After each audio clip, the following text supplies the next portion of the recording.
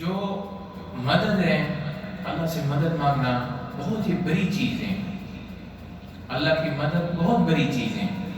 مدد جو چیز میں آتی ہے اس کو طاقت دیتی ہے۔ اگر مظلوم کے پاس یہ اللہ کی مدد آئی اس کو نصرت دے گی، اگر کم چیز میں مدد آئی اس کو زیادہ کر لے گی۔ ایک آیت میں بیان کرتا ہوں، اس کو بہت اچھے غور سے سننا۔ فرعون بڑا جبار تھا، متکبر، بڑا جبار متکبر، اور ان کے ساتھ بڑی فوج بنی اسرائیل کی، اور ان کے پاس بہت بڑا اسلحہ۔ موسیٰ علیہ السلام کے ساتھ کون تھا؟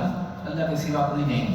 ہارون علیہ السلام اور بنی اسرائیل، جو غریب طبقہ بنی اسرائیل کا جو عذاب کے نیچے میں تھے، وہ موسیٰ علیہ السلام کے ساتھ ہیں۔ لیکن سورۃ اعراف میں جب موسیٰ اپنی قوم کو ایک پیغام دینے لگا، ان کو بولا قال موسیٰ لقومه استعینوا باللہ واصبروا ان الارض للہ یورثها من یشاء من عباده والعاقبۃ للمتقین۔ قوم، اللہ سے مدد مانگو اور ثابت قدم رکھو صبر کے ساتھ، بے شک زمین اللہ کی ہے، کس کو بھی دے دیں، اور نصرت ہمیشہ اہل تقوی واسطے ہوتی ہے۔ یہ ہے اللہ کی مدد۔ ہمیشہ جو کام میں اگر آپ کو رکاوٹ ہو گئی، آپ اللہ سے مدد مانگو، اور ایسے مدد ذلت کے ساتھ۔ ایک قصہ میں پیش کرتا ہوں۔ ایک شخص کو بہت اس کے اوپر حاجت آئی، غربت آئی، پھر وہ ایک امیر کا سنا ان کے پاس پیسہ ہے، غریبے کو دیتا ہے، ادھر گیا۔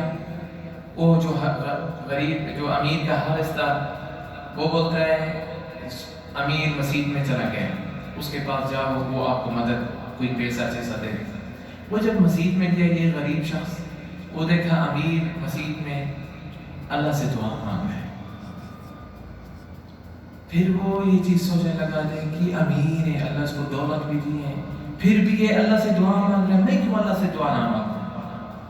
پھر یہ غریب بیٹھ کر رونے لگا، اللہ میرے اوپر حاجت نازل ہوئی، اللہ مجھ کو مدد دو، اللہ مجھ کو پیسہ دو۔